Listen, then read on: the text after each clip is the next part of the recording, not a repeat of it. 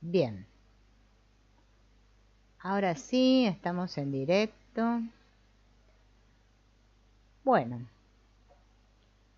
habíamos quedado en este curso de transformación interior en el asunto de la actitud positiva, o sea, qué es tener actitud positiva y qué no es actitud positiva, porque a veces nos dicen actitud positiva y entendemos otra cosa, ¿no?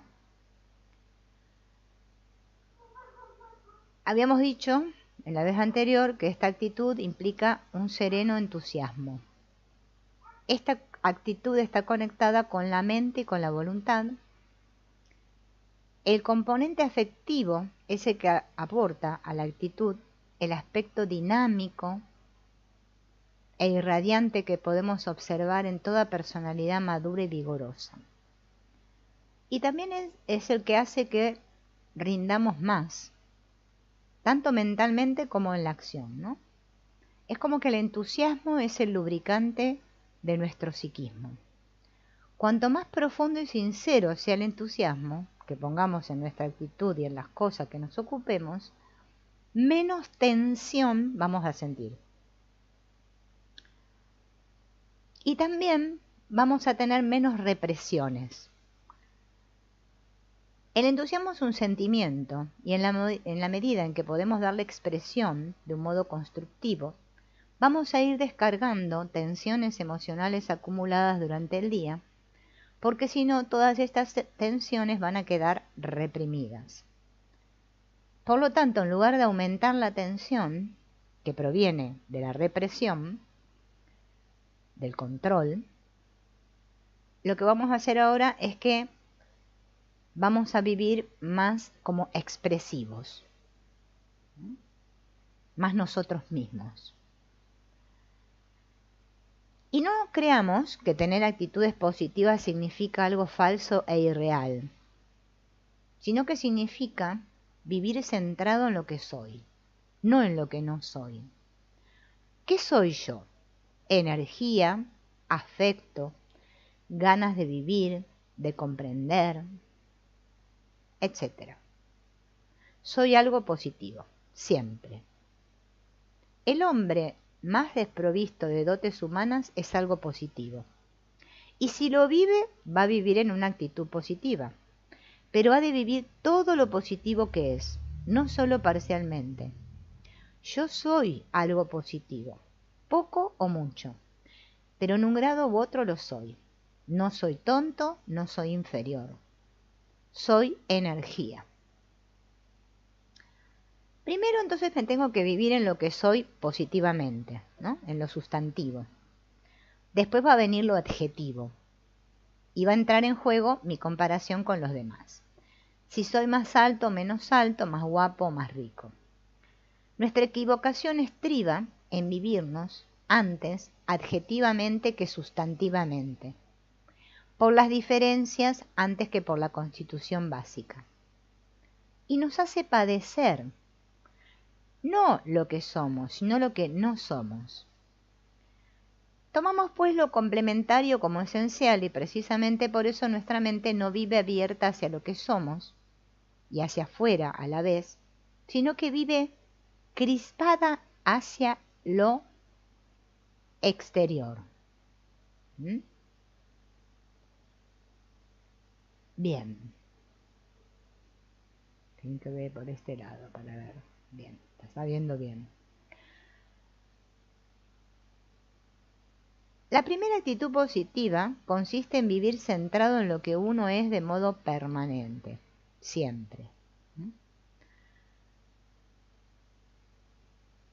Además, la educación de las actitudes comporta la apertura hacia el exterior, mi sintonización con los demás, pero no solo externamente, sino desde dentro, ¿no? Con una disposición de atención, de respeto, de participación en el modo de ser de los demás. Vivo unido a los otros. Es preciso que mi actitud sea de participación con los demás, conservando así mi ser y mis características. Mi apertura tiene que abarcar todo lo que es el otro. En el fondo los demás no son más que una extensión de sí mismo, el complemento que me falta para ser del todo. Y es preciso que aprenda a ligarme al interior de los demás, que tenga no solo una actitud abierta desde mi exterior hacia el exterior de los otros, sino desde mi interior hacia el interior de los otros. Es una actitud de sintonía profunda. No pararnos en el significado inmediato de las palabras, sino penetrar en su sentido hondo, en lo que hay detrás.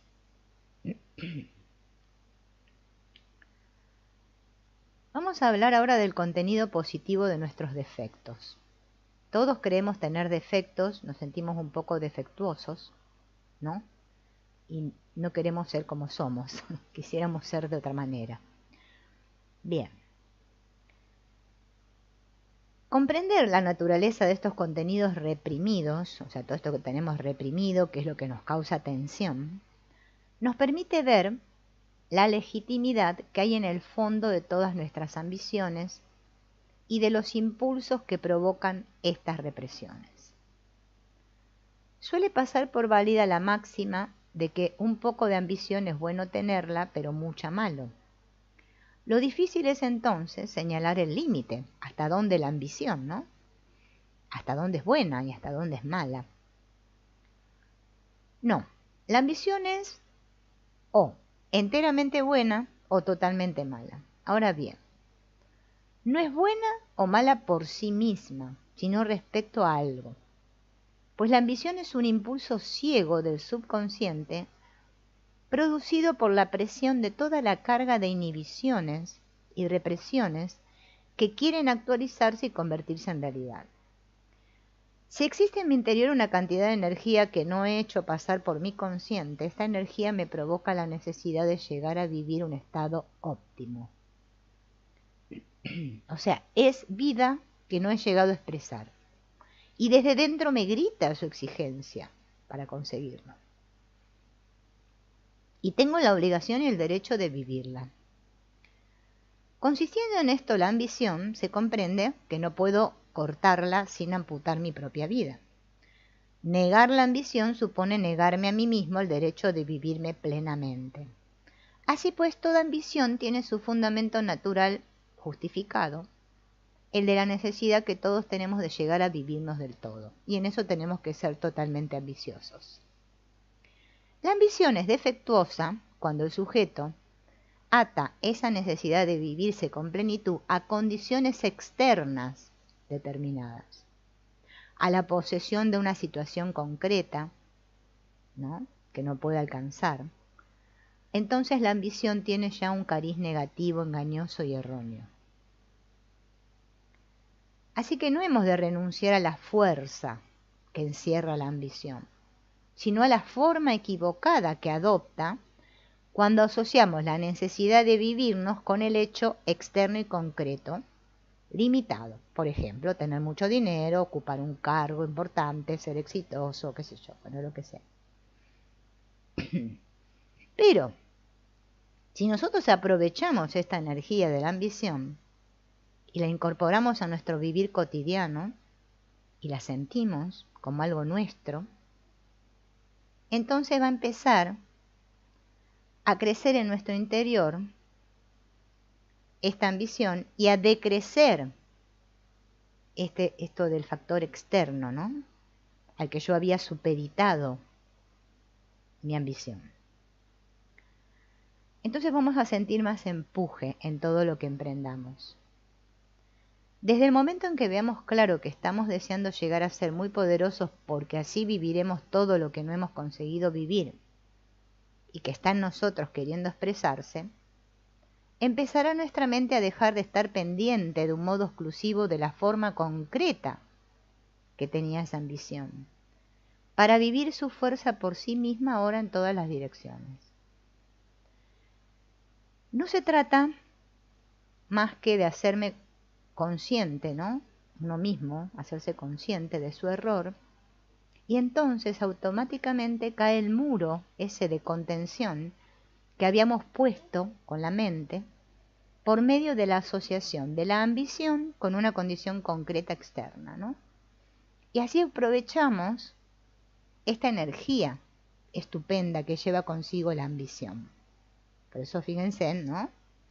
Esta pequeña diferencia entre la ambición como la veíamos antes y el planteo que estamos haciendo ahora de la ambición.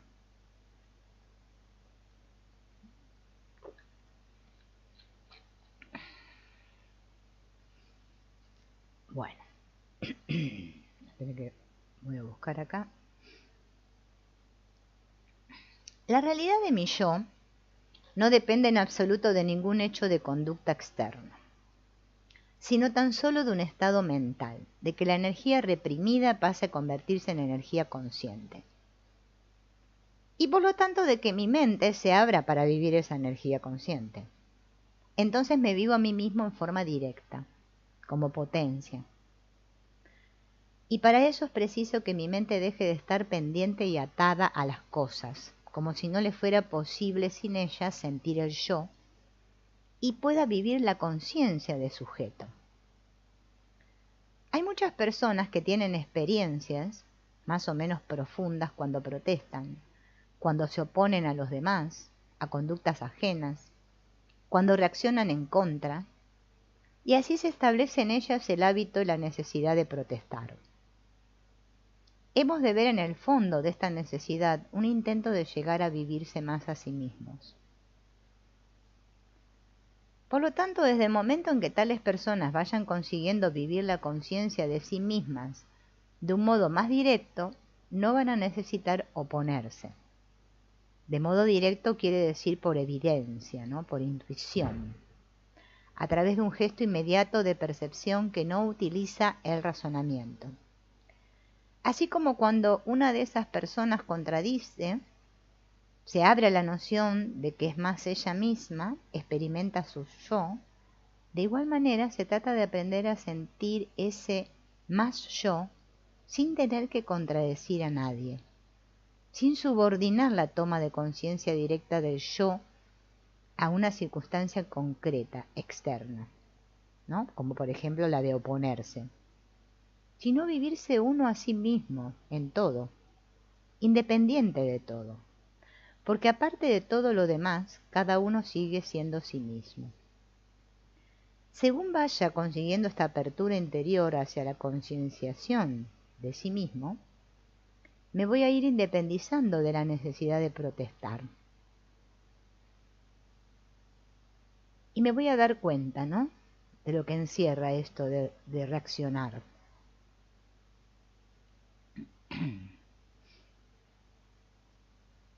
Otra cosa que podemos hacer es comprender un poco mejor a la gente. El conocimiento de que toda persona cuando piensa en sí misma lo hace mediante su yo-idea, nos proporciona un medio útil para tratar a la gente con mayor acierto, ¿no? Nuestros familiares, vecinos, compañeros de trabajo. Todos ellos, al igual que nosotros, vivimos con ese impulso primordial. Tenemos iguales necesidades, tenemos parecidos condicionamientos. Todo lo que yo tengo, esta necesidad de desarrollar mi afirmación, el yo-idea con sus exageraciones, el yo idealizado, lo tenemos todos. El aprender a ser consciente de este mundo interior que existe en mí, a ver con claridad, de modo intuitivo y directo, cómo funciono con mis impulsos básicos, con mis defectos, por no haber aprendido desde un principio a evitarlos, me va a hacer caer en la cuenta progresiva del porqué del modo de ser de los demás. Y lo voy a aceptar como cosa normal y necesaria. El juzgar mal a los demás proviene de no comprenderse uno a sí mismo. Pues como yo no acepto mis propias equivocaciones y manera falseada de vivir, y tampoco soy consciente de ello, perdón, No puedo caer en la cuenta de que los demás son víctimas, inconscientes también, de su deficiente formación, y estaré inclinado a ver en muchas acciones y actitudes del prójimo solo su mala intención, ¿no? Y a medida que mediante este trabajo interior me voy haciendo consciente de que yo vivo básicamente lo mismo que cada uno de los otros, me voy a ir acercando más a ellos, encontrándome yo con ellos en la cercanía inmediata de quien vive unido a los demás por un vínculo que nos hace coincidir a todos en lo más profundo, lo más hondo, mientras que lo que nos separa es lo más externo, lo más diferenciado y accidental. Cuanto más profunda es una necesidad, más iguala la del otro. En el instante en que me hago consciente de las motivaciones profundas que surgen en mi interior, me siento inmediatamente próximo a los demás y a sus necesidades. No siendo así, es muy difícil y muchas veces puramente artificial sostener una relación sincera y una amistad verdadera y profunda. Cuando tratemos con los demás, ¿no? No nos olvidemos que siempre que hablan o escuchan, lo hacen utilizando su yo-idea. O sea, el otro me escucha a mí utilizando su yo-idea, los valores que su mente ha añadido a su yo y que son los mismos o parecidos a los que han formado mi yo-idea. Por lo tanto, al dialogar con ellos, hemos de dirigirnos no a ellos, sino a su yo-idea, respetando esos valores, ya que de lo contrario nos exponemos a herirlos o nos alejamos del diálogo desconociéndolos. La utilización de esta táctica nos hará entrar más fácilmente en contacto con ellos, poniendo las bases para una relación más sólida y provechosa. Y hasta, si sabemos tratar hábilmente con su yo-idea, podremos en muchas ocasiones manejar la situación conduciéndola a nuestros fines. Bien. Ahora nos preguntamos, ¿es posible esta transformación interior? Ya hemos visto cómo se forma nuestra personalidad, lo que la deforma, los factores que influyen en nuestro funcionamiento. Ahora nos preguntamos si es posible transformar la personalidad. Todas estas cosas que están deformadas, que son las que nos causan los malestares interiores, ¿no? La inseguridad, la timidez, la angustia, la apatía, el resentimiento, los celos. ¿Hasta qué punto se pueden realmente modificar, superar o eliminar? Cuando esos rasgos negativos han llegado a calar tan hondo que vienen a constituir casi como una segunda naturaleza, uno está tan habituado a ellos, y aunque con dolor, los encuentra normales en su propio modo de ser. ¿Habrá un medio capaz de conseguir su radical eliminación? Hay normalmente una reacción de desánimo cuando se habla de la posibilidad de transformación interior.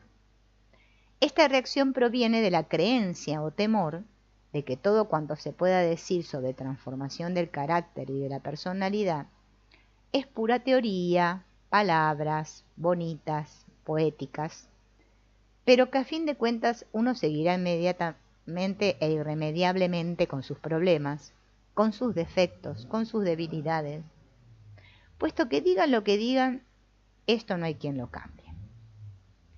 Esta reacción se debe a que todos hemos pasado por la experiencia de repetidos ensayos y múltiples esfuerzos para corregir determinado defecto de nuestro carácter, intentando poner en práctica los consejos que con tanto entusiasmo todos nos han dado. Tú, lo que debes hacer es no preocuparte tanto, tómate las cosas con más tranquilidad. O nos han dicho, lo que te falta es tener más voluntad, más constancia. Bueno, nos han dado muchas recetas, que todo el mundo está siempre dispuesto a recomendar a los demás. pero que tienen el inconveniente de que no nos ilustran acerca de cómo llegar a tener esa deseada voluntad, esa fe o ese entusiasmo. Hemos intentado hacer un esfuerzo para comportarnos de acuerdo con esos consejos, pero lo habremos mantenido apenas 24 horas. Hemos repetido parecida experiencia una y otra vez y, como es lógico, cada fracaso ha ido acompañado de una sensación de desánimo, de frustración, de inutilidad, de todo esfuerzo encaminado a ese fin. La acumulación de experiencias negativas en este sentido nos ha condicionado negativamente, ¿no? Ahora bien, la verdadera causa de nuestros fracasos no ha sido la imposibilidad de cambiar, sino el haber querido transformarnos sin saber qué es lo que debíamos transformar, ni cómo debíamos llevar a cabo esa transformación. Los resortes que mueven la personalidad en uno u otro sentido son profundos y complejos. Su manejo no resulta tan sencillo como las frases de si quieres conseguir fuerza de voluntad, trata de hacer aquello que no te gusta y verás como al cabo de 2 meses serás más fuerte. Si no se tiene fuerza de voluntad, imposible mantenerse 2 meses haciendo lo que no nos gusta. Y si se consigue es porque ya lo tenemos. ¿Quiénes son los que pueden conseguirla? Vamos a ver esto, ¿no? Hola, Luz. Ah, bueno, a mí también me llega, ¿sí? Antonio Blay nos llega a todos, creo. Es maravilloso, ¿sí? Como explica este hombre. Bien, hay que aprovechar todo esto. Ponerlo en práctica, como dice él en este libro, ¿no? Que les recuerdo que se llama Energía Personal, donde da, bueno, muchas técnicas, ¿no? Para la transformación interior. Podemos transformarnos radicalmente, deshacer y superar los elementos negativos que se han afianzado en nuestro interior.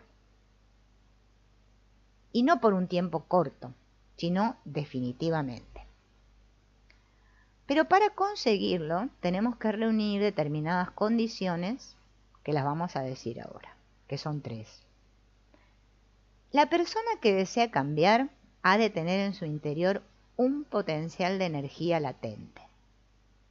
Segundo, asimismo debe poseer un deseo, una necesidad real, fuerte, imperiosa de transformarse.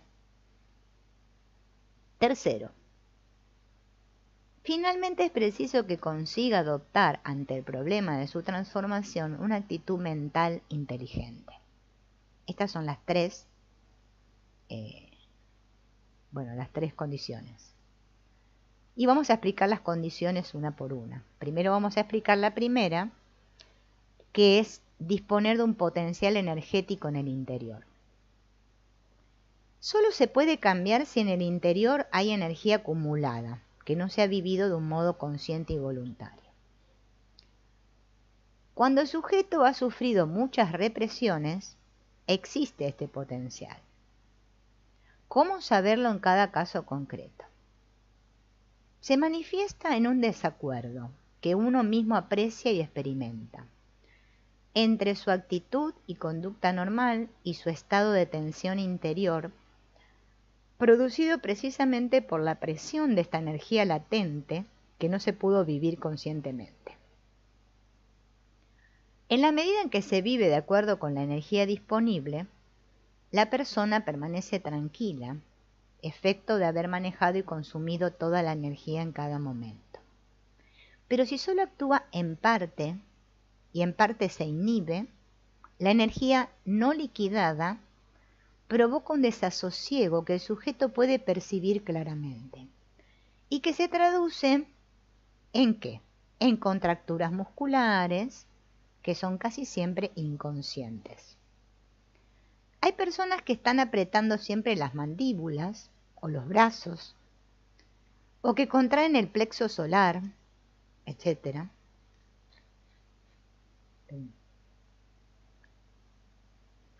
Y esto no solo cuando están trabajando, sino también cuando están descansando.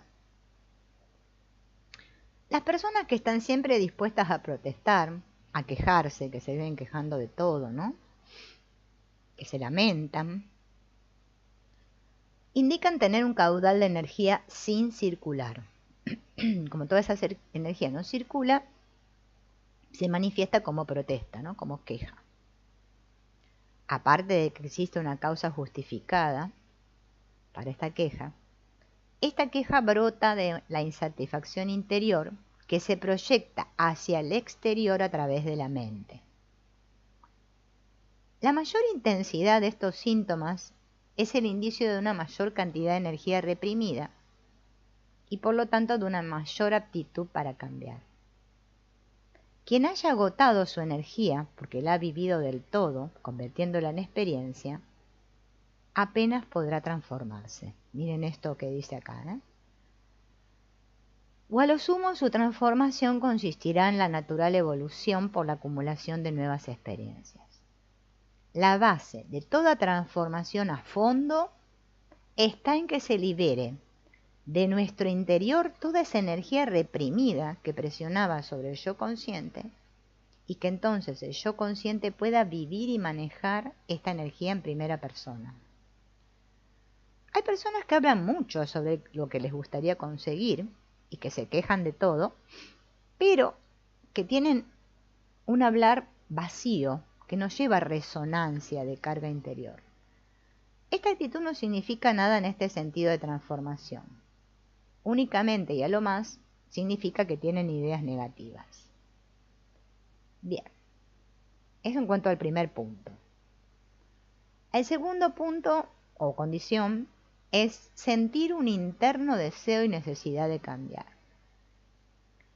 Hay personas que viven estados psicológicos deformados, que no son su verdad interior, pero ya se han acostumbrado de tal modo a ellos que no sienten ninguna necesidad de cambiar. Aunque a veces digan lo contrario, cuando se imaginan por un momento siendo de una forma diferente. Se siente la necesidad de cambiar cuando se experimenta un cierto desequilibrio interior.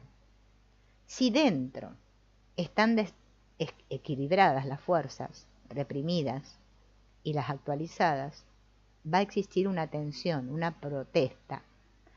Pero la persona se mantiene estable, sin intentarlo siquiera, ¿no? Así que es preciso que se rompa este equilibrio para que surja la urgencia de cambiar. No se trata de pensar en la necesidad del cambio, sino de sentirlo, hasta que llegue a ser lo más importante de nuestra vida, ¿no?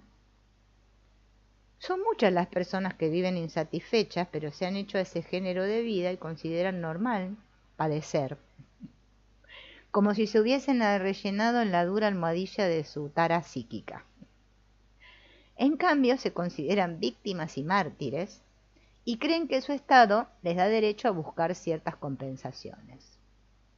En los hombres es esta una causa frecuente de autojustificación de una vida más o menos libertina.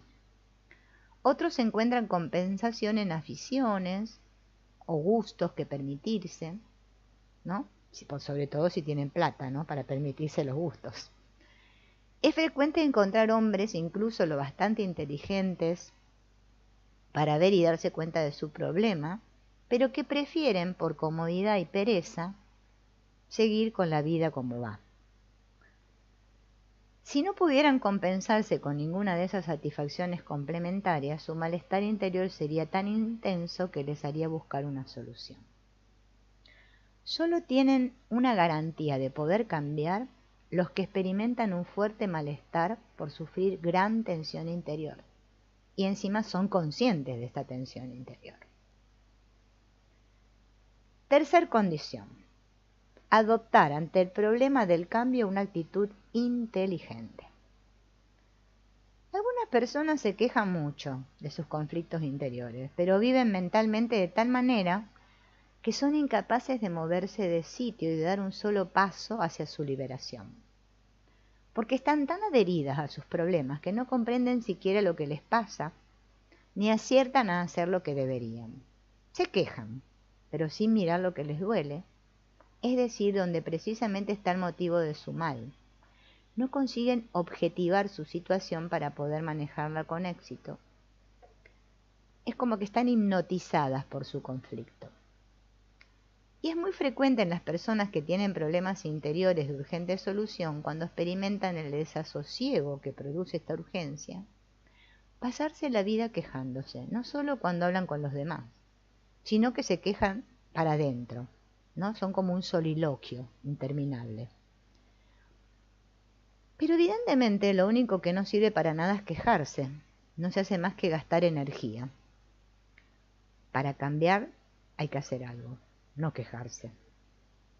La primera condición que se debe esforzar en cumplir el que vive en ese estado de hipnosis por su problema es despertar del problema, desprenderse y apartarse, para poder verse a sí mismo como si fuera otra persona distinta la que lo mira.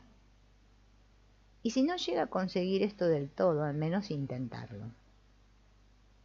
Pues solo podemos apreciar objetivamente y dirigir bien lo que tenemos fuera, que no se identifica con nuestra óptica.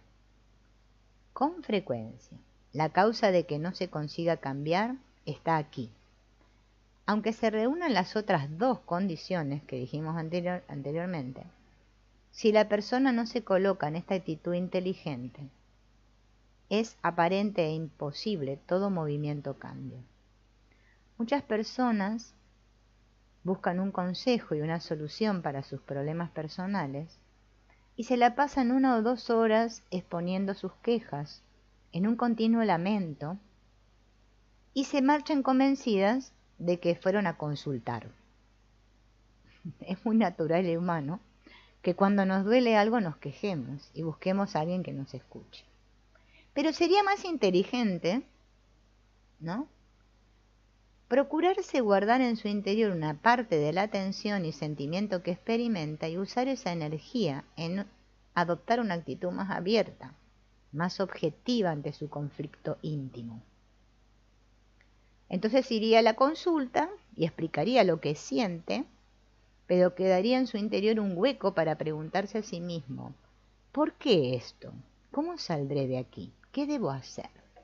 Y de este modo se va a hallar en condiciones de oír la respuesta. Cuando debido a un problema interior se atraviesa una situación extremadamente difícil, uno se queja y, ocupado solo en lamentarse, no busca la solución. Y como no la busca, no la encuentra. Y continúa quejándose. Y así el mal parece mayor y dura mucho más de lo que debería durar.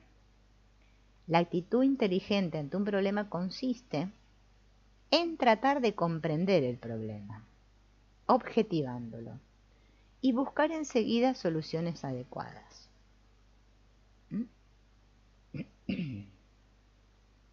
Entonces, la persona que reúne estos 3 requisitos puede transformarse radicalmente. La transformación interior no es efecto de la incorporación de elementos externos, sino que consiste tan solo en una nueva distribución de los mismos elementos que ya la persona posee. ¿Bien? Es la mente la que se ha ido aislando por las represiones, los bloqueos, los condicionamientos negativos. Llega entonces un momento en que solo vive pendiente de las ideas, no siente ni sus instintos más elementales.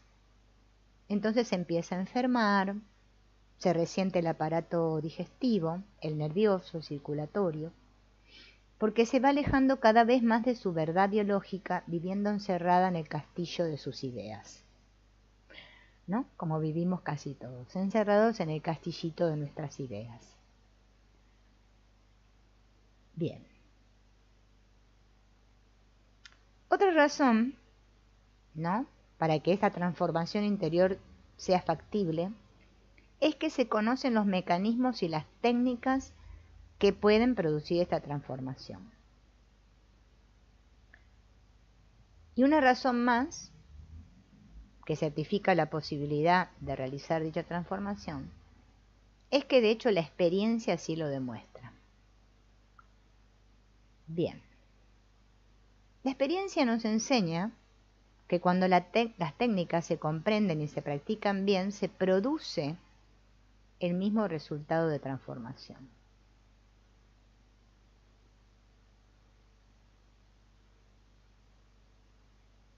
Bien. Ahora vamos a ver los requisitos que debe reunir toda técnica eficaz, o sea, para que una técnica dé resultado, ¿no?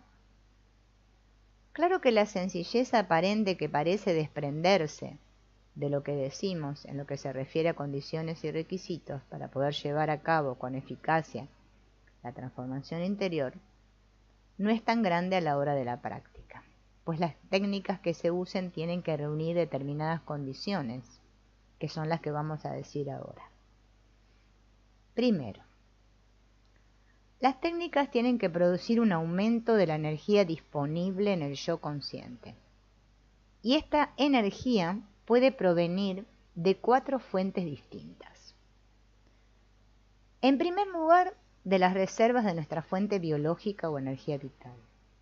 En segundo lugar, de la cantidad de energía acumulada en nuestro inconsciente. En tercer lugar, de la enorme cantidad de energía que hay en nuestro consciente, pero asociada a la imagen o a la idea de las cosas externas. Y por último, de la infinita fuente que constituyen nuestros niveles superiores. Nos vamos a ocupar de las técnicas adecuadas para conectar con estas fuentes en los capítulos que vienen después, ¿no?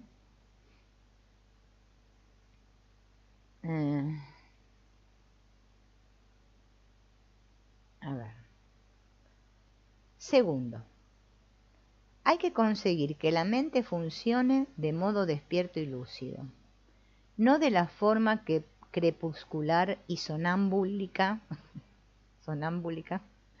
con que ahora lo hace. O sea, ahora funciona nuestra mente de una manera sonámbulica, como si fuéramos sonámbulos.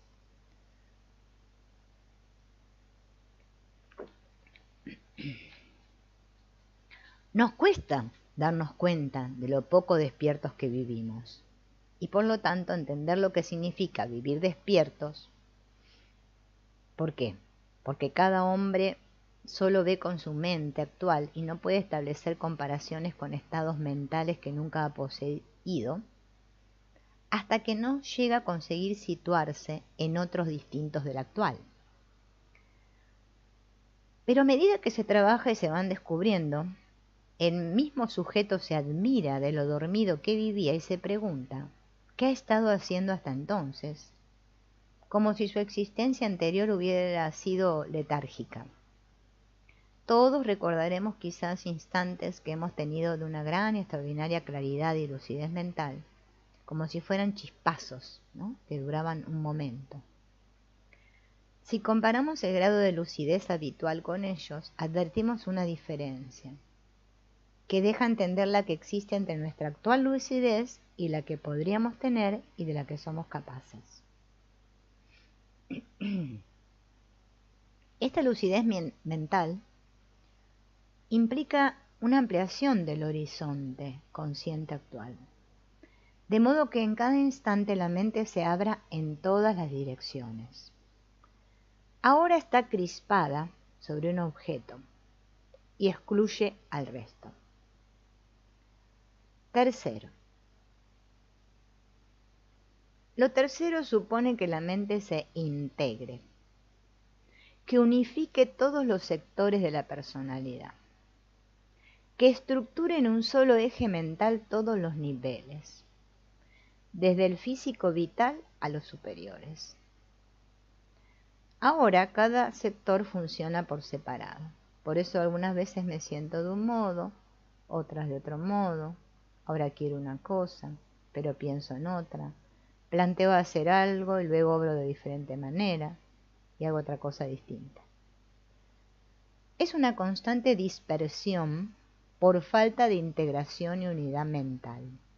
Nuestra mente se ha ido construyendo a través de puntos diferentes que no coinciden y no están centralizados en un mismo eje. Así que hay que construir un eje y encontrar el centro donde integrar en él a la mente. Entonces, automáticamente todo nuestro psiquismo se va a ir unificando y la persona va a empezar a ser de verdad una.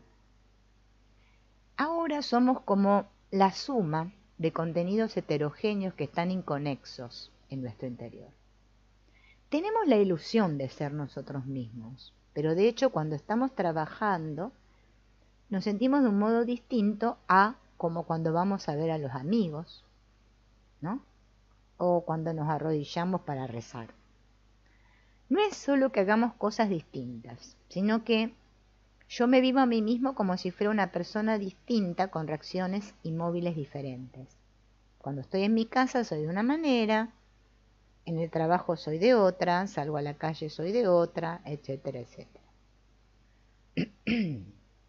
Bien.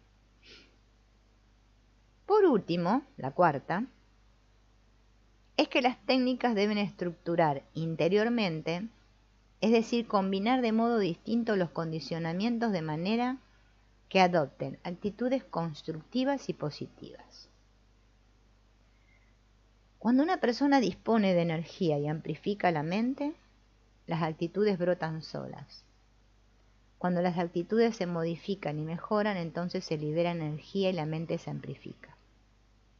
Son tres cosas que van tan estrechamente unidas que de hecho no forman más que tres aspectos de la misma realidad. Podemos trabajar las tres a la vez, acelerando así el proceso. ¿Bien? Y ahora vamos a ver estas reservas de energía psíquica y técnicas prácticas para su aprovechamiento. ¿Han conseguido ustedes su pleno desarrollo? No cabe duda que son muchas las personas convencidas de que en su vida consiguen el máximo rendimiento de sus facultades y capacidades y de que funcionan perfectamente. Si en efecto esto es así, gozarán de un estado de ánimo que se hallará caracterizado por las cualidades siguientes: una actitud siempre positiva, serena, tranquila, una íntima satisfacción permanente, independiente de los vaivenes del mundo exterior, un profundo disfrute de todas las situaciones de la vida, una visión clara del papel necesario que cumplen dentro del conjunto, incluso en las cosas desagradables, no tener puntos personales fijos en los que son especialmente susceptibles, significaría que en ellos precisamente no han conseguido la meta de la completa realización. Una sincera e incondicional actitud abierta hacia los hombres y hacia Dios. Todos los que se sienten perfectamente encajados en el mundo, sin el menor problema de adaptación, logrando un pleno rendimiento externo y viviendo en entera satisfacción interior, no precisan trabajar esto que estamos escuchando ahora. Bien, pero si a alguno les falta alguna de estas cosas, estaría bueno que lo trabajemos. Bien. ¿Por qué o cuáles son las causas de la falta de rendimiento? La falta de rendimiento se debe, o sea que nos sentimos que no rendimos bien, ¿no?, en el mundo, a que vivimos encajonados en nuestro mundo interior de impulsos y el mundo externo de la sociedad. Las normas sociales, ya sabemos desde pequeños ya, nos exige, el mundo nos exige, y dentro nos va quedando un remanente cada vez mayor de energía no liberada, que después no sabemos cómo darle salida a esa energía. Esta carga de energía reprimida es un contingente energético robado a nuestra mente consciente que no puede hacer uso de él, es decir, es una energía inutilizada y por eso sentimos que no rendimos. Encima actúa en contra nuestra esta energía inutilizada, porque empuja desde dentro en el inconsciente y nos vemos en la necesidad de evitar que salga, teniendo que emplearnos en ello porque consideramos que echaría por tierra los valores de nuestro yo consciente, que está de acuerdo con las normas sociales. Otra razón es que el ambiente no nos ha estimulado a lograr el desarrollo de que somos capaces. No se nos ha enseñado a vivir con plenitud. a dar todo lo que podemos dar. Se nos ha dicho que debíamos estudiar, rendir al máximo, pero no nos dijeron cómo, ni en qué. Por eso tenemos muchas facetas de nuestra mente dormidas y de nuestra personalidad. Bien, eso es todo lo que causa la falta de rendimiento. Ahora vamos a ver qué factores estimulan el desarrollo superior.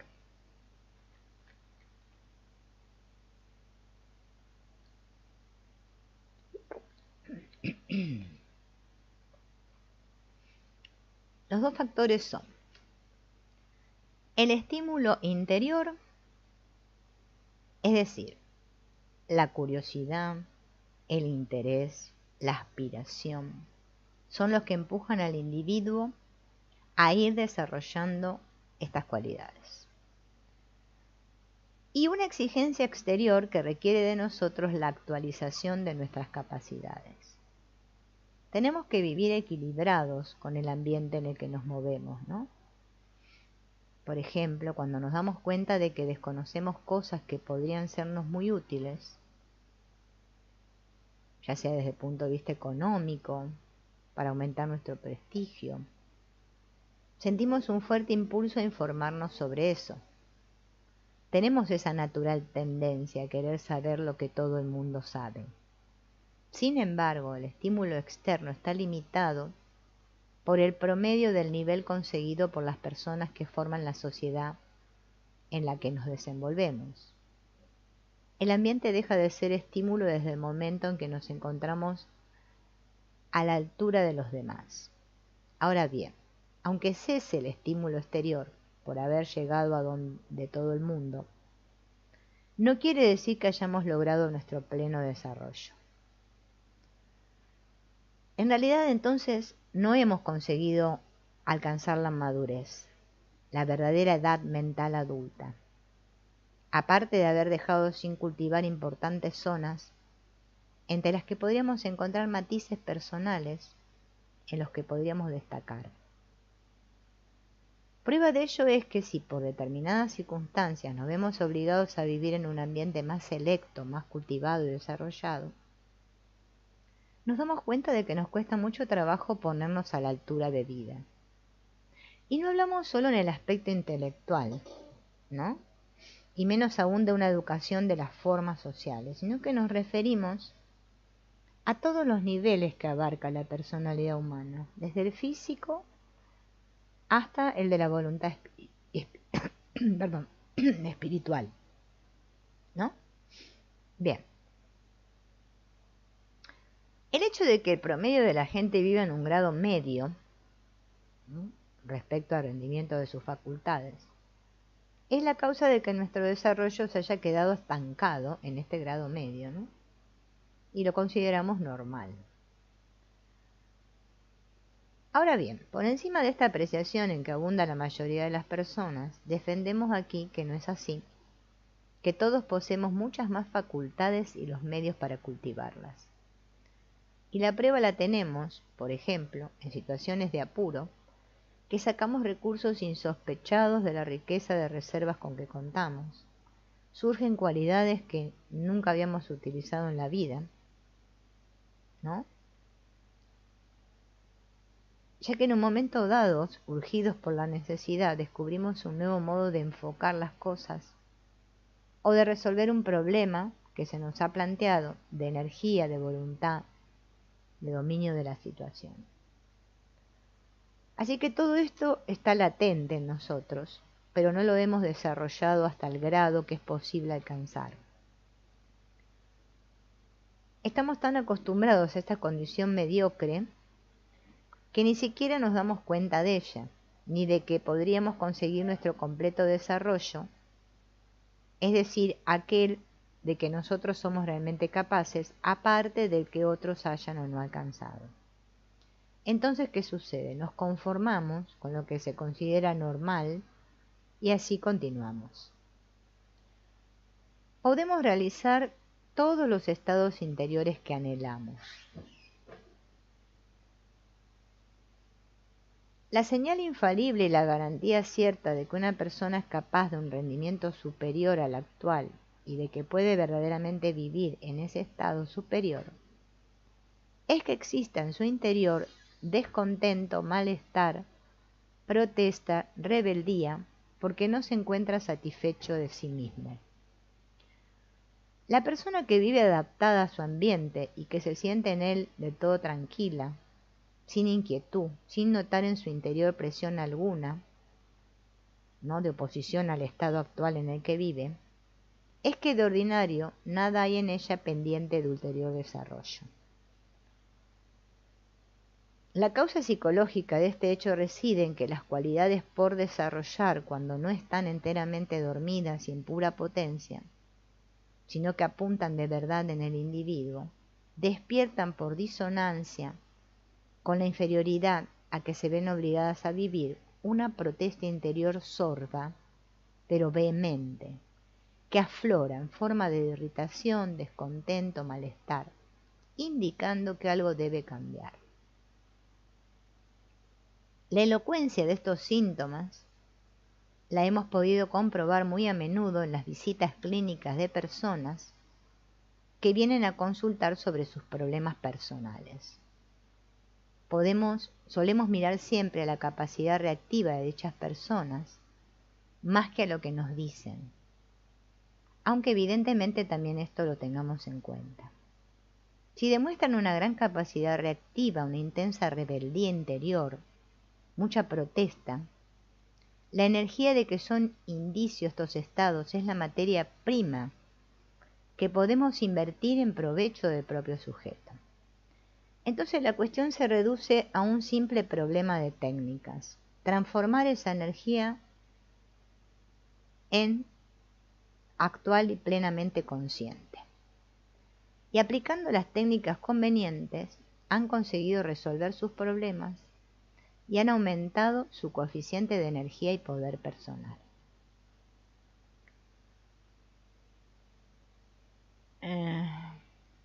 Muchas veces envidiamos cualidades que poseen los demás, pero lo único que nos puede proporcionar una completa satisfacción es desarrollarnos nosotros del todo, actualizar toda la riqueza que poseemos dentro de nosotros mismos. Porque cualquier sensación, hasta la más pequeña que podemos experimentar de limitación y de frustración, proviene de nuestro interior, de que existen allí capacidades a medio actualizar. Vamos a ver una comparación en una ilustración. Las copas que hemos colocado sobre una mesa pueden ser grandes o pequeñas, pero una vez que están todas llenas, en ninguna cabe más líquido, ¿no? Lo mismo ocurre con el estómago. Hay estómagos más voluminosos y otros menos, pero cuando el estómago quedó saturado, ningún estómago quiere más comida, desaparece el hambre. Es decir, que el grado del hambre, de la necesidad de comer, viene dado por nuestra capacidad estomacal sin saciar, no por la capacidad de los demás.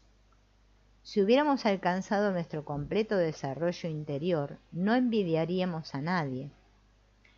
Disfrutaríamos viendo que otros poseen capacidades superiores. Y nosotros nos sentiríamos por nuestra parte enteramente satisfechos y pletóricos en nuestra vida. Ahora bien, así como el hambre es la expresión de un vacío interior, de una exigencia de comida que necesitamos, y el apetito indica incluso qué alimentos preferimos, que son de ordinario los que entonces somos más capaces de ingerir y asimilar,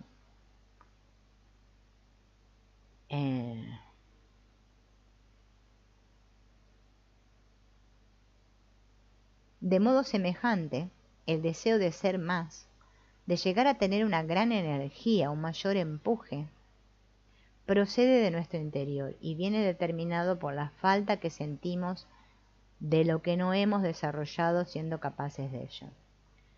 Por lo tanto, desarrollándolo por completo, alcanzaremos nuestra plenitud y con ella la total satisfacción de nosotros mismos.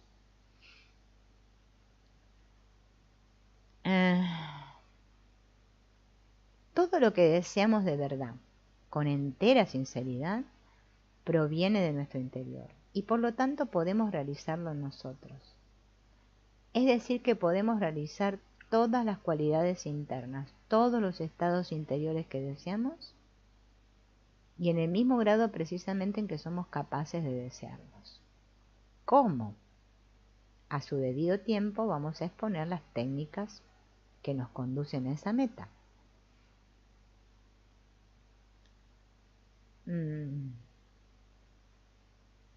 Es un hecho comprobado en innumerables experiencias que deriva de que todo cuanto somos capaces de desear es solo una proyección que se manifiesta a través de nuestra mente, de lo que potencialmente poseemos, y está ya contenido en nuestro interior en cuanto a capacidad de conseguirlo. Claro que muchas veces es un estímulo externo el que despierta este deseo, pero nunca llegaría a brotar y a consolidarse si no existiera ya dentro esta capacidad de realización.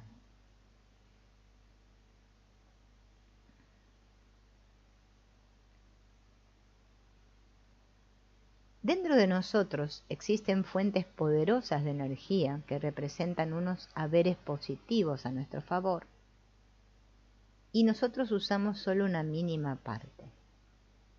Estas fuentes de energía son 4. 1. Nuestra biología. 2. Nuestro inconsciente. 3. Toda la vivencia, o sea, toda la valoración que hemos ido acumulando en nuestro interior proveniente del mundo. Y 4. Los niveles superiores, los espirituales, suprapersonales, llamémosle. Llegar a conocer bien estos depósitos, saber a fondo las leyes por las que se rigen y aprender a sintonizar nuestra mente con ellos, es tanto como hacernos con el secreto del método más eficaz para actualizar toda la energía. Es disponer del medio seguro para llegar a la actualización total de nuestro ser. Y ahora vamos a ir viendo cada uno de estos, ¿no? De estas fuentes poderosas. La primera es la energía biológica, así que vamos a empezar por esta, ¿no? El hecho conocido de que la enfermedad disminuye nuestra natural energía física y psíquica, ¿no? Cuando nuestra salud se resiente, decrecen nuestras fuerzas, nuestro interés por las cosas, nos sentimos desconectados del mundo.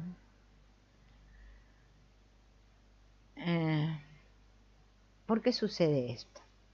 Todos tenemos en nuestro cuerpo zonas u órganos débiles, ¿no? En donde parece ser que hay un menor grado de energía.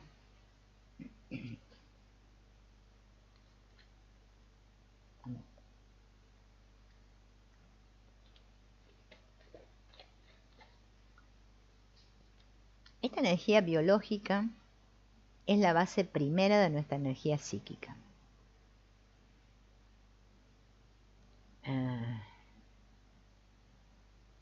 Nuestra energía biológica es un generador permanente e incansable de energía. Produce mucha mayor cantidad de energía de la necesaria para el consumo normal del organismo. La prueba es que cuanto más se necesita, más se tiene, aunque naturalmente con un límite que depende de la fortaleza de cada individuo. Son incontables los casos en los que personas, al parecer débiles, han llegado a rendir hasta grados inconcebibles, al encontrarse en situaciones de peligro, de exigencia exterior, en campos de concentración, catástrofes, hambres prolongadas. Bueno, somos capaces de un rendimiento tanto en despliegue de energía como en resistencia, del que andamos muy lejos en nuestro vivir cotidiano. Energía que se produce en un momento dado y energía que se está continuamente generando. Todo este caudal de energía discurre aparte de nuestra vida consciente. Nuestra mente, nuestro psiquismo apenas se aprovecha de su riqueza. Solo lo hace indirectamente, por el aumento de optimismo, euforia, que la salud y la abundancia de energía orgánica producen en nuestro estado de ánimo. Pero aquí hablamos de recoger esta energía biológica e incorporarla a nuestra vida psíquica. Si nuestra mente no se enriquece con la energía biológica es porque no es apenas consciente de ella.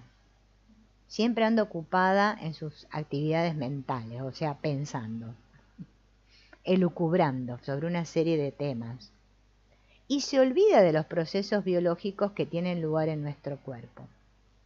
Así se explica que nunca tenga la oportunidad de tomar contacto con el depósito de energía de nuestras funciones biológicas.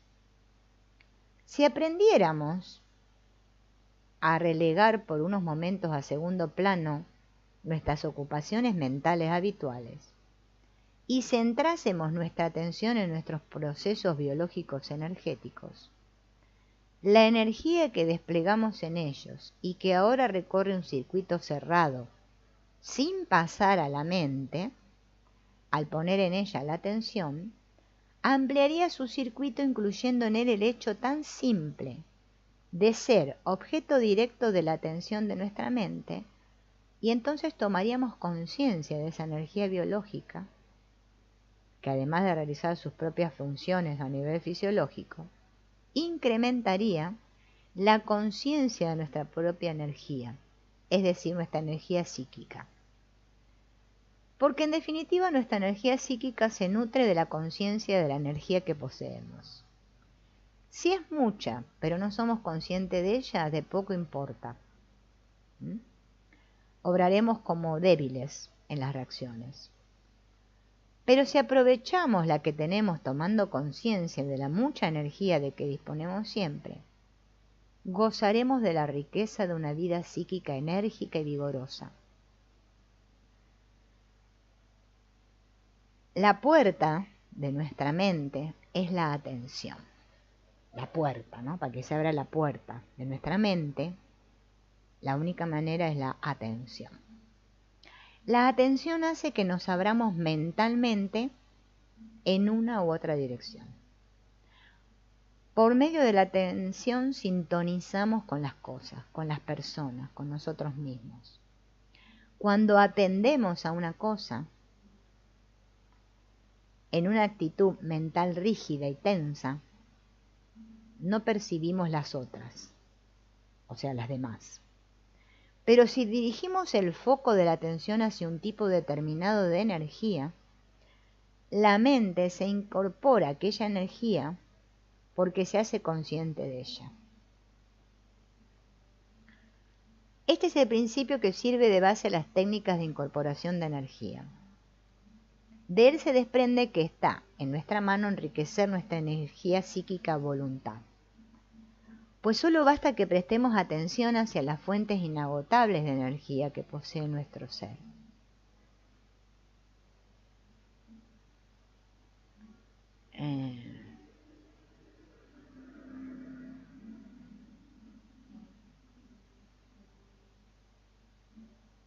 Esperen que esto es toda una explicación. Existen 3 tipos de prácticas muy indicadas para producir esta incorporación de la energía que reside en nuestro mundo biológico a nuestra mente consciente. Primera, el ejercicio físico consciente. Segunda, la respiración consciente. Y tercera, la relajación consciente. Vamos a hablar del ejercicio primero físico consciente. En cualquier movimiento físico que realicemos, estamos generando energía y consumiendo la medida que pasa a través de nuestro organismo físico, es nuestra energía física. Según el principio, si mientras vamos ejecutando el ejercicio en cuestión, nuestra mente está atenta, siguiendo sus pasos y la sensación de potencia desplegada en él, la energía ya no va a ser solo física, no va a discurrir solamente por nuestro organismo, sino que va a pasar también por nuestra mente, que la va a convertir en consciente, es decir, en energía psíquica, ¿no? Cuando yo hago un movimiento y tomo conciencia, acompaño el movimiento se transforma en energía psíquica.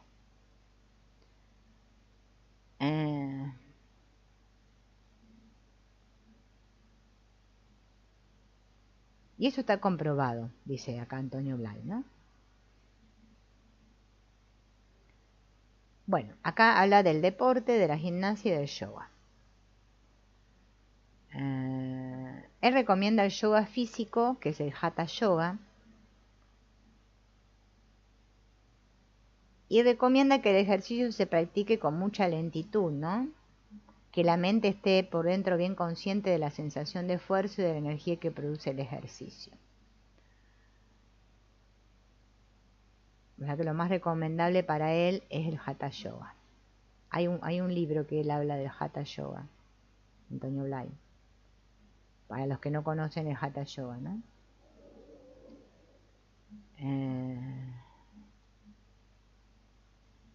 ¿Por qué? Porque dice que tiene movimientos lentos en su práctica, ¿no? Entonces ayuda a conectar con esta energía psíquica.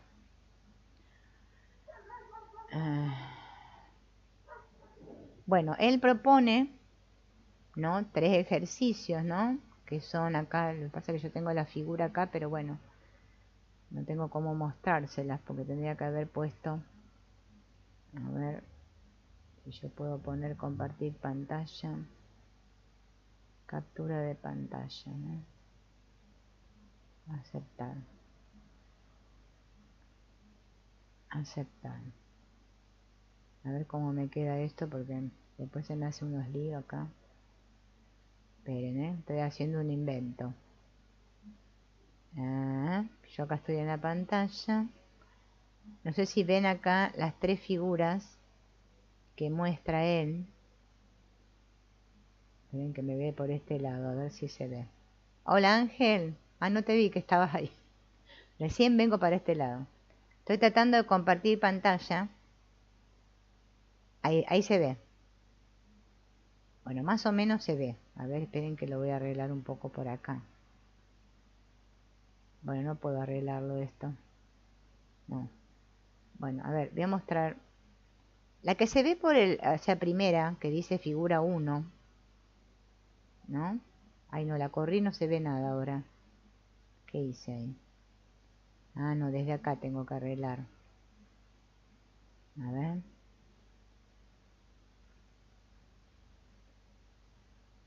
No, tendría que correr más acá, a ver, así.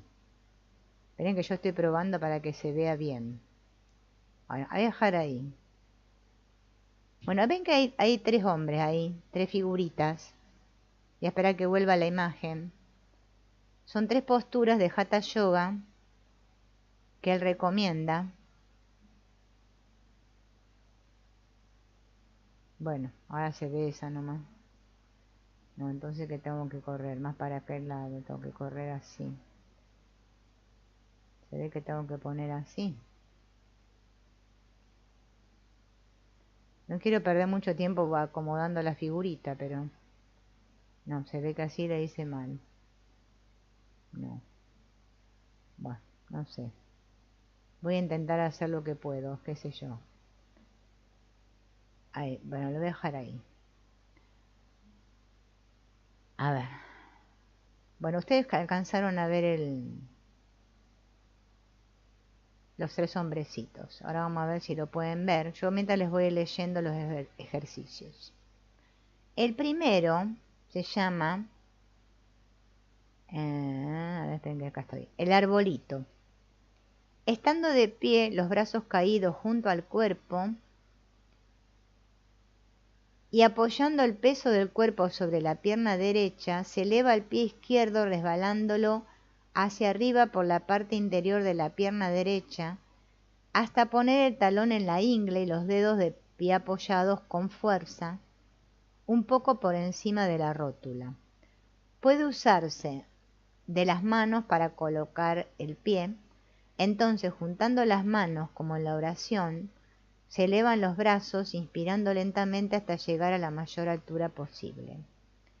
Tras unos instantes se dobla el tronco hacia adelante hasta tocar el suelo con las manos mientras se expira. Después de unos segundos empieza a levantarse inspirando hasta quedar con las manos arriba, que por fin baja volviendo a la postura inicial delante del pecho. Expira y baja luego el pie. Descansa y repite lo mismo con la otra pierna. Véanse en figuras 1, 2 y 3. Claro, son las 3 figuras estas que muestran el ejercicio del arbolito. Bueno, imagínense hacer eso. No sé si sabía que me caigo si lo hago, pero bueno. Eso igual lo pueden buscar en internet, el ejercicio, porque, o sea, está en internet. Bueno, voy a sacar la captura de pantalla. Ahí está. Busquen el arbolito y van a tener la imagen para hacer el ejercicio.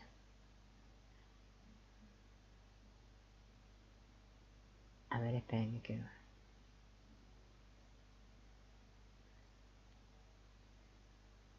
Bien, después explica otra que se llama Padahasana o postura de la cigüeña, que consiste, estando de pie con los brazos caídos junto al cuerpo, los va levantando hasta que estén verticales, mientras inspira.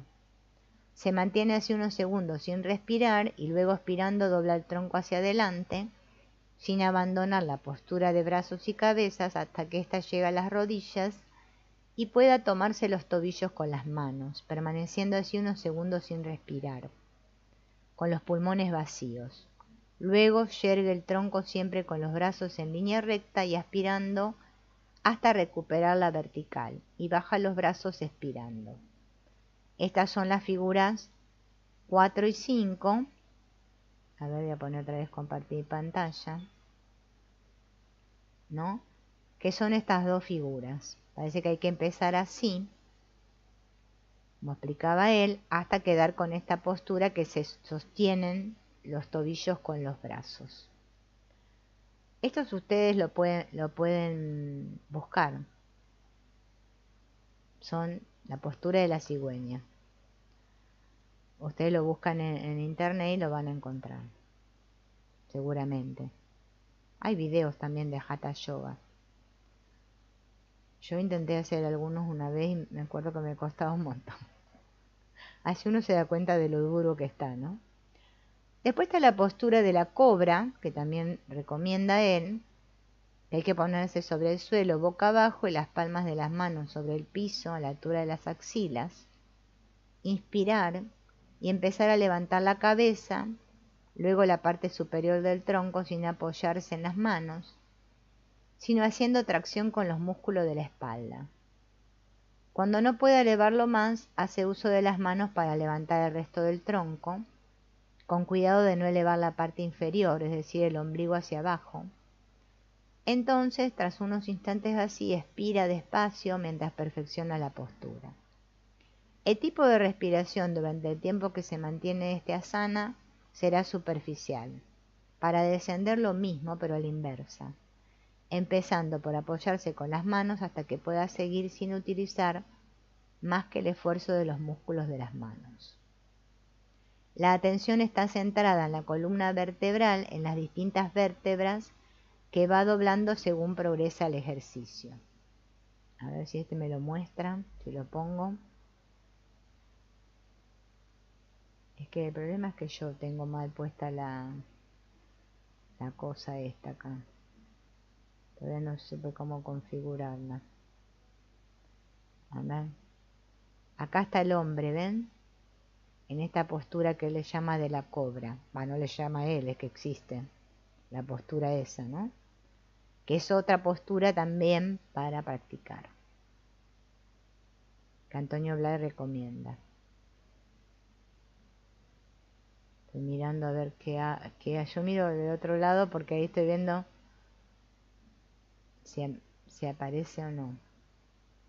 Ahí está. Ah, se vio. ¿Ven? Esa es la postura de la cobra. Bueno. Volvamos a lo que estábamos. Después está la postura del saltamontes, ¿no? Que en el suelo boca abajo con los brazos a lo largo del cuerpo y las palmas sobre el suelo, apoyando la cabeza en el mentón o en la frente, Se hace una inspiración completa y con un impulso energético se levantan ambas piernas hacia arriba, sin doblar las rodillas, ¿no? Se mantienen así 2 a 10 segundos. El peso del cuerpo se apoya en la palanca formada entre el mentón o la frente, el tórax y las manos. Y entonces lentamente se bajan las piernas y se expira el aire. La actitud mental debe estar centrada en las últimas vértebras de la columna, ¿no? A ver si les puedo mostrar este dibujito. Les muestro este, ¿no? Que es la postura del saltamontes. Igual ustedes pueden buscar información de los ejercicios. Después hay ejercicios de extensión general, de pie con las manos juntas, los brazos caídos y pegados al cuerpo. Mientras inspira profundamente, levante ambos brazos hacia adelante y hacia arriba, paralelos, extendiéndose cada vez con mayor fuerza, como si quisiera desprenderse de ellos y elevarse sobre el suelo. Entre tanto va levantando los talones hasta quedar, cuando llega al punto máximo de extensión, de puntillas, con los brazos totalmente extendidos hacia arriba, tocándose las puntas de los dedos de ambas manos. Entonces continúe con la actitud total de máximo estiramiento y sostenga el aliento mientras baja los brazos hasta dejarlos en posición horizontal.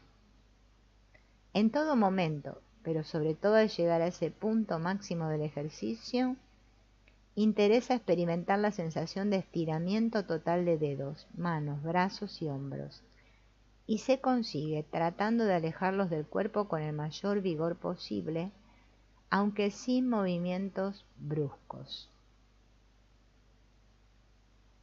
A ver si lo puedo mostrar este. Ah, sí, estaba en la captura de pantalla. Bueno, es este ejercicio de acá, ¿no? Después propone uno de contracción general, que consiste que de pie, con las piernas separadas y los brazos junto al cuerpo, hacer una inspiración completa. Luego cierra y contrae todos los músculos del cuerpo, poniendo la máxima fuerza y toda la tensión de que sea capaz en los músculos de los brazos. Mientras va doblando la espalda, obligado por la enérgica contracción de los músculos abdominales, dirige los puños hacia el plexo solar y dobla un poco las piernas por las rodillas, también lo que exija la contracción muscular. Este sería el ejercicio que está acá.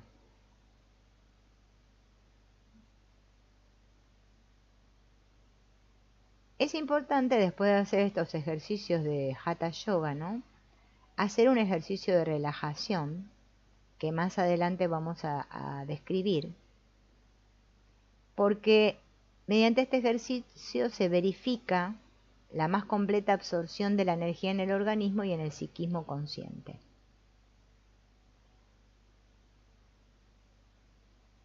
Hay que tener siempre en cuenta que todos estos ejercicios solo producen el efecto deseado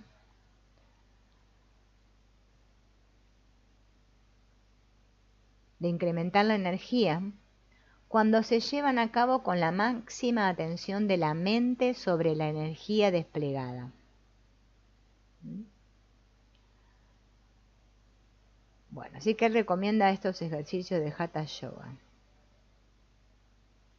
porque esto ayuda a que la energía biológica se incorpore a la energía psíquica. Y ahora explícalo para qué sirve cada ejercicio, a los beneficios, digamos, de cada ejercicio.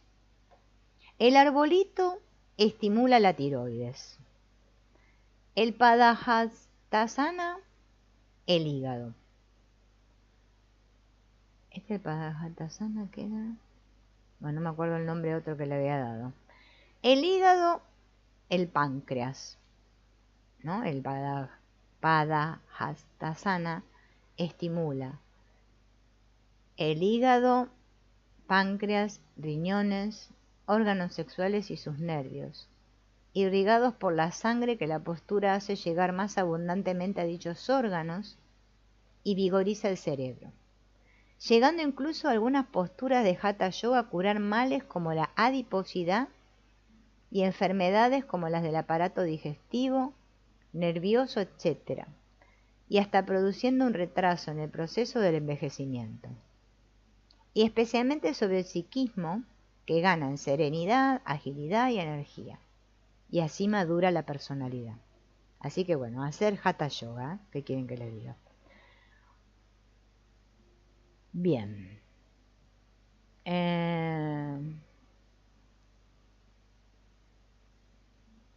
Bueno, dice que hay que practicar los ejercicios al mediodía.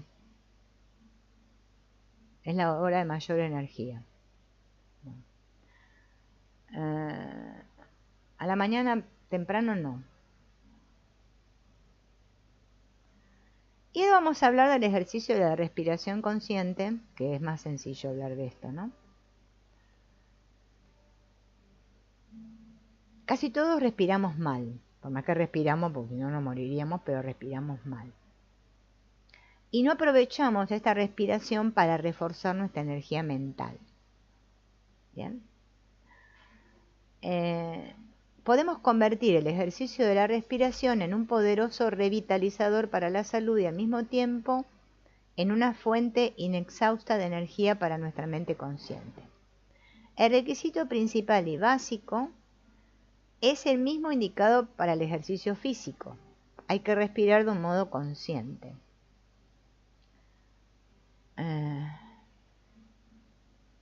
O sea, profundo, pero sin forzar. Porque toda presión violenta del aire sobre los alvéolos pulmonares corre el peligro de lesionarlos. Lo importante es la cantidad, la intensidad, la luminosidad de la atención que se centra sobre el proceso respiratorio. La respiración está relacionada con nuestro estado de ánimo, con el tipo de ideas que predominan en nuestra mente, con el estado de relajación y contractura muscular que mantenemos. Cuando sentimos miedo, nuestra respiración es distinta que cuando estamos alegres.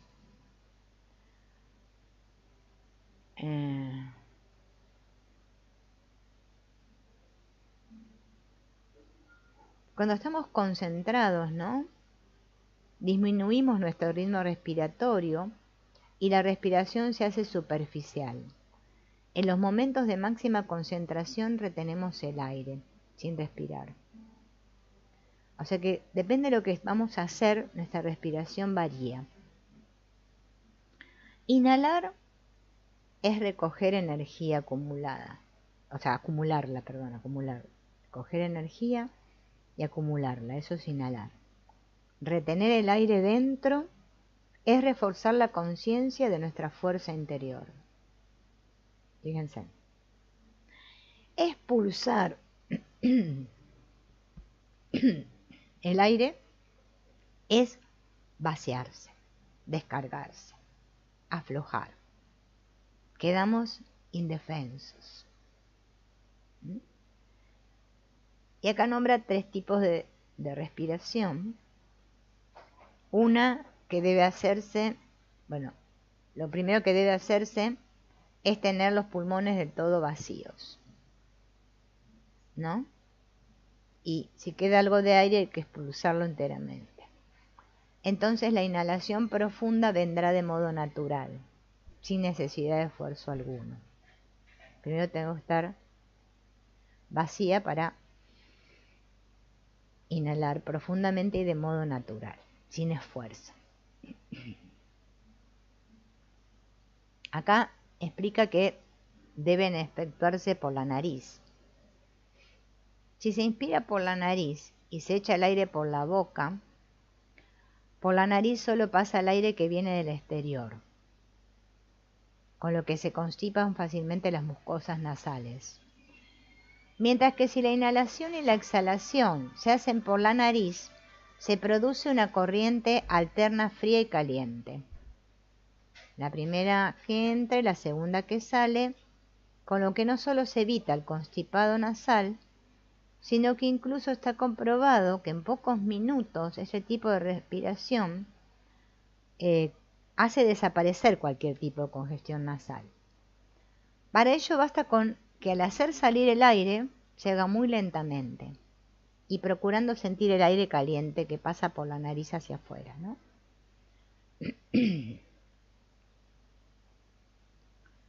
Bien. Esto dice que estimula la hipófisis, respirar, inhalar y expirar por la nariz. La respiración completa es otro tipo de respiración. Teniendo los pulmones vacíos, hay que inspirar el aire apoyando el movimiento inspiratorio con la tensión de forma que se van llenando los pulmones, que no se dilaten lateralmente sino hacia abajo, presionando el diafragma y empujando el abdomen, hasta que la parte inferior esté llena de aire. O sea que se inspira primero por la parte abdominal. O sea, como hacer este movimiento, ¿no? Se sigue inspirando, haciendo circular el aire hacia arriba hasta que la parte media de los pulmones y luego la alta estén llenas. Y luego, una vez henchidas de aire las cavidades pulmonares, se va expirando, pero en el mismo orden que ha entrado, hasta quedar de nuevo sin nada de aire. Esto hay que hacerlo suave.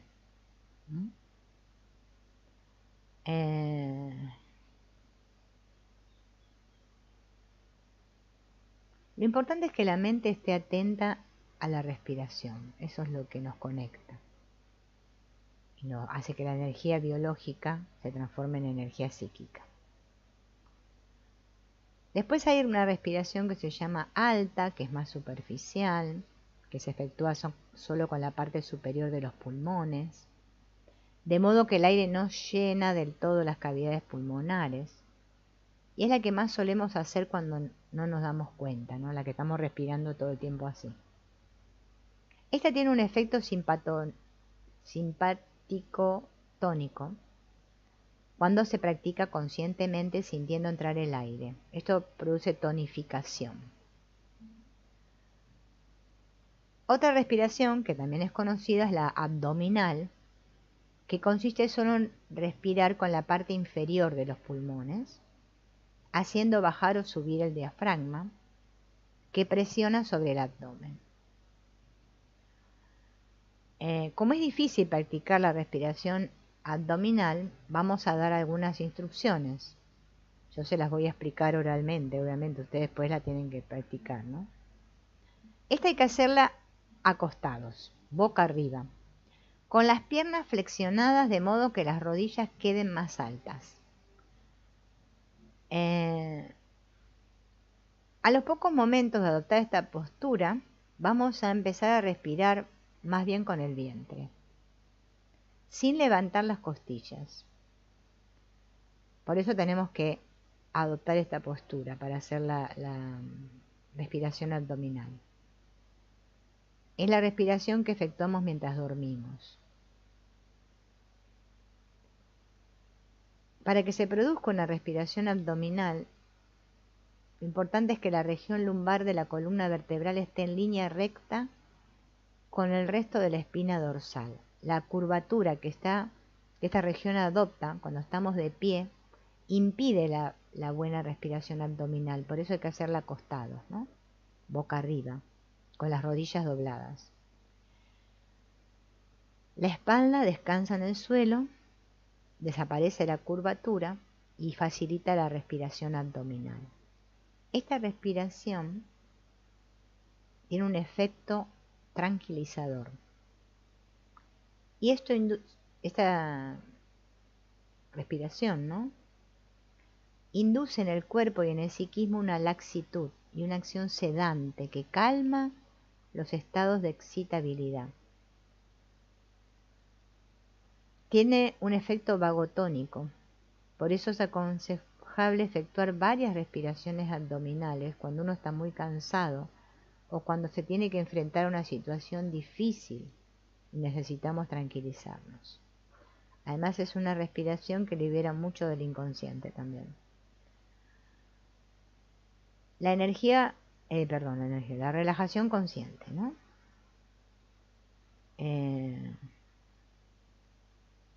¿Qué es relajarse?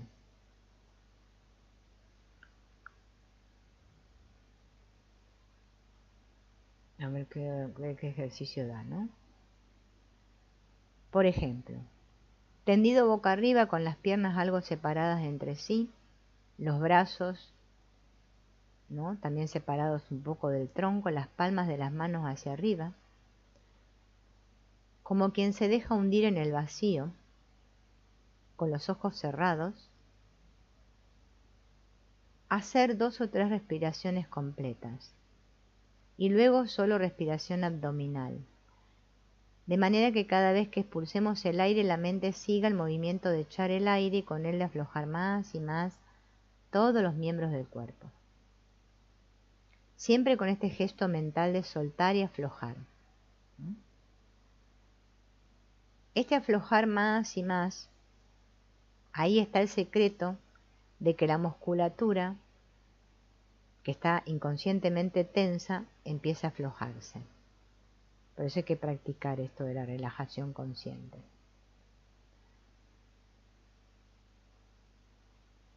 Bien.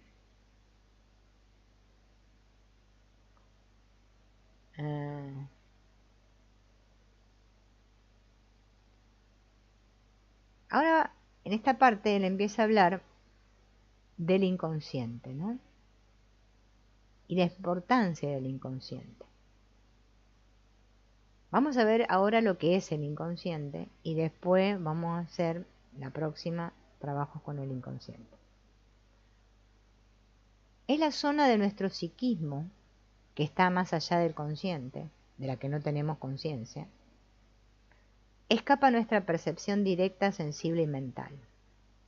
Y al inconsciente van a parar todas las representaciones sensibles e intelectivas que han producido algún impacto en el ámbito de nuestra conciencia, y otras incluso que no han pasado por él, y que se almacenan ahí, en un depósito. Igualmente también se almacenan todos los impulsos que no han llegado a actualizarse haciéndose experiencia, todos los condicionamientos producidos por las experiencias. Así que el inconsciente es por lo tanto un inmenso almacén con muchas reservas de energía, pero no de energía que se haya de elaborar todavía, sino energía ya fabricada y presente.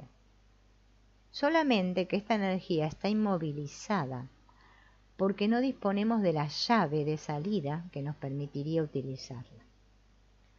Si pudiéramos incorporárnosla y tomar conciencia de ella, haciéndola pasar por nuestra mente, por nuestro yo experiencia, aumentaría de modo extraordinario el coeficiente de nuestra energía consciente y de nuestra seguridad interior.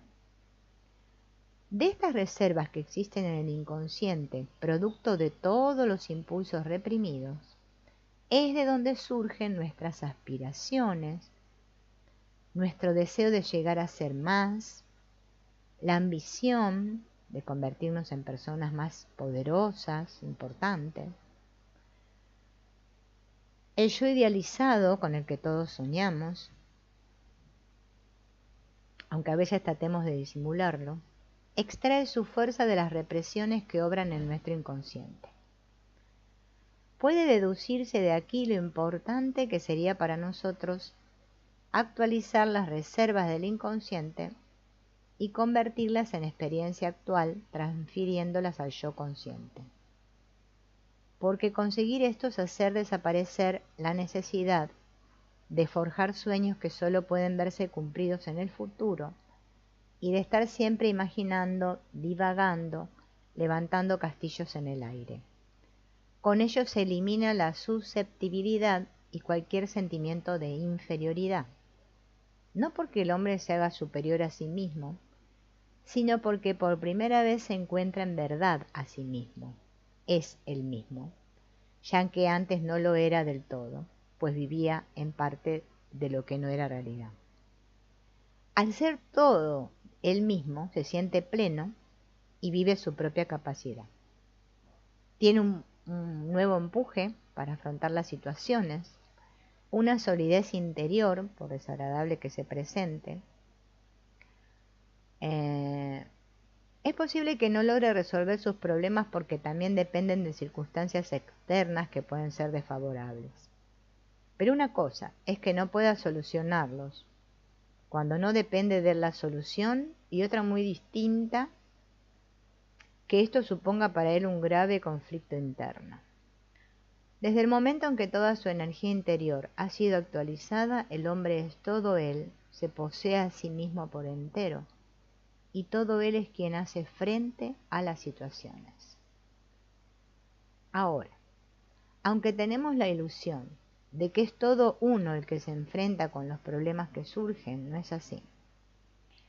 Pues cada situación que afronta el yo consciente despierta en nosotros la reacción del inconsciente, que está lleno de represiones y sentimos su presión, originándose así el temor, el recelo, la ira, la debilidad, como efecto psicológico de la censura del consciente que se opone a la salida de lo que está reprimido. Sin embargo, cuando toda la energía de mi inconsciente se ha incorporado a mi consciente y todo yo vivo esa energía consciente, entonces no existe esa respuesta subterránea y soy solo yo, poseyéndome del todo a mí mismo, y por lo tanto con una personalidad unida y compacta, quien vivo de verdad cada situación, sintiéndome siempre en ella de un modo afirmativo, puesto que no hay en mi interior frenos ni temores, y mi postura es en cada caso la respuesta de todo mi ser. Vamos a hacer un ejemplo. Supongamos que Carlos está ofendido con Emilio y que hay cuentas pendientes sin resolver. Carlos sentirá cierto temor a verse con su enemigo.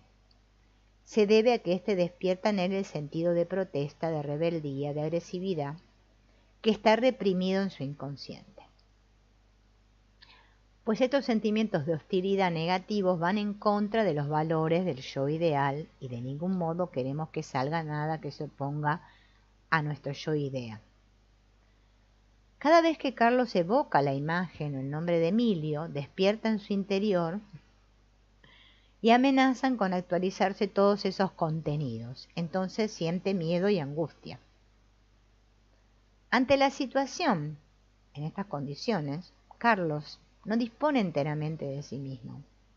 Su parte consciente le dice: no hay derecho a que esta persona haya hecho tal cosa, y tengo razón para estar ofendido y para enfadarme. Es una voz muy legítima. Pero junto a ella surge otra, que él trata de contener, la de los impulsos de ira y agresividad. Y entonces siente miedo y procura evitar el encuentro con su enemigo. La solución es ficticia, no es el yo consciente el que vive del todo la situación. Supongamos que un día inesperadamente Carlos se encuentra con su enemigo y no puede eludirlo. Va a sentir un sobresalto. Este será el resultado de la actualización inmediata de todas sus represiones respecto a Emilio. Pero si vive esta nueva situación de un modo abierto, sin cerrarse, sin inhibirse, o se enfrenta francamente con su enemigo, peleando con él de palabra o físicamente, o optara por no hacerle caso. Pero haga lo que haga, lo que sí es cierto es que reaccionará inteligentemente de acuerdo con lo que la situación exija, de acuerdo con todo lo que hay en su interior. Y cuando Carlos haya puesto en acción su respuesta total respecto de Emilio, es decir, todo lo que existe en su interior en relación con su enemigo, aunque termine las bofetadas con él, y Emilio, por ser el más fuerte, pueda físicamente a Carlos, éste experimentará la sensación de haberse afirmado a sí mismo en aquella ocasión, de haber triunfado. Será una sensación satisfactoria. Le dolerá el cuerpo, pero sentirá íntimamente que ha hecho lo que debía. Pero si en lugar de obrar así, busca una excusa en su interior, racionalizando la situación de un modo artificioso y escudándose tras ella, elude plantar cara a cara a Emilio, no queriendo expresar la verdad que hay en su interior hacia él, la verdad que se haya reprimida en su inconsciente, entonces tal vez la forma diplomática que dé al encuentro sea un triunfo efectivo y se ahorre los golpes, pero íntimamente tendrá una sensación desagradable de fracaso, de disgusto, porque no le pudo dar salida a su verdad completa de un modo consciente. Bien, entonces acá tenemos los dos modos de actuar, los respectivos efectos. En el primer caso, Carlos vive toda la reserva de su inconsciente, la actualiza, toma conciencia de ella, la expresa de modo inteligente. Entonces el efecto es la afirmación de sí mismo. En el segundo caso, Carlos refuerza la represión y vive solo una pequeña parte de su persona ante la situación. Por eso la represión continúa dentro más fuerte que antes y él se siente más débil que nunca. Así pues, en la medida en que yo viva toda la capacidad que poseo, toda la energía que hay en mí, la viva de un modo real, actual, con experiencia consciente, con entrega física, mental, afectiva, desaparecerán mis problemas y me voy a sentir en todo lo que haga y emprenda de un modo afirmativo, como una unidad, aunque las cosas me salgan mal, y en la medida en que me cierre, impidiendo que salga mi verdad interior, me voy a sentir frustrado. Sin embargo, no hay que caer en la ingenuidad de interpretar lo que decimos en el sentido de que para obrar correctamente en muchas ocasiones sea necesario andar a las bofetadas con todo el mundo o enfrentarse con todos aquellos y tirarse de los pelos, que estén todos esos que están en desacuerdo con nuestro modo de sentir. No.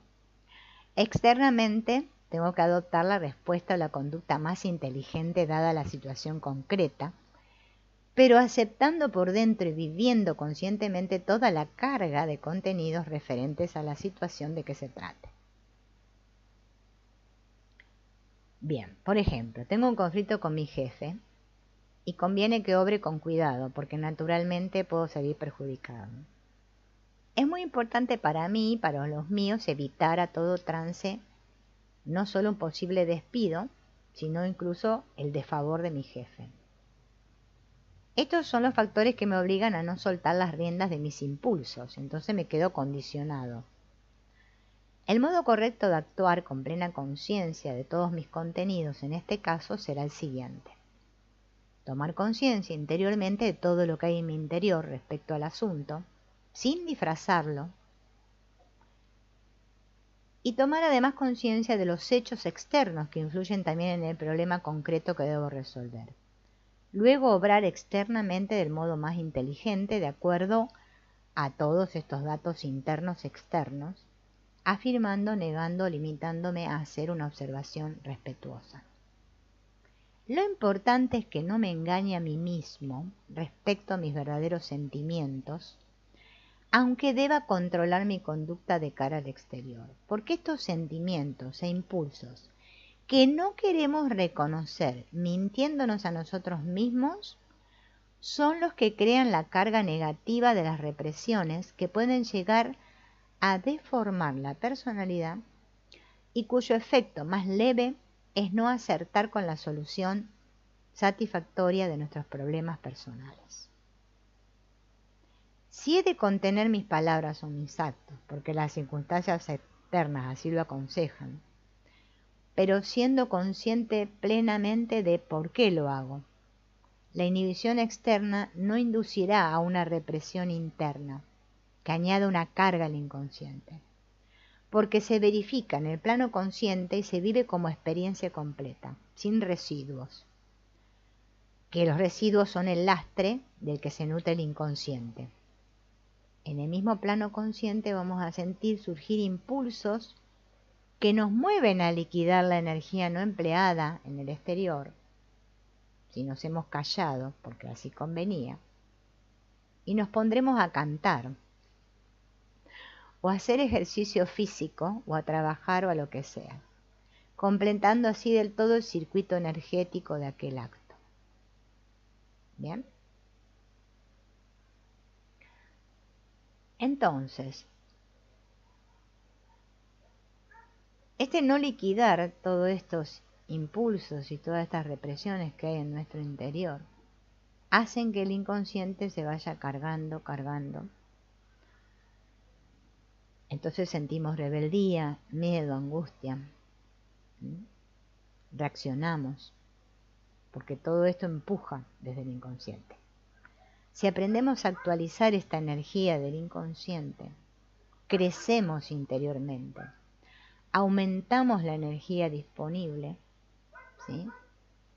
Y para esto hay técnicas. Bueno, las técnicas para actualizar la energía del inconsciente las vamos a ver en el próximo encuentro. Así que los dejo acá con este compromiso de encontrarnos la próxima para ver cómo se actualiza todo lo que está en el inconsciente. Bien, entonces me voy a despedir. Hola Nubia, llegaste ya justo cuando terminábamos. De Ángel, de Nubia y de Luz Aidea Costa, nos despedimos. Hasta la próxima. Gracias por escuchar todo esto. Chao.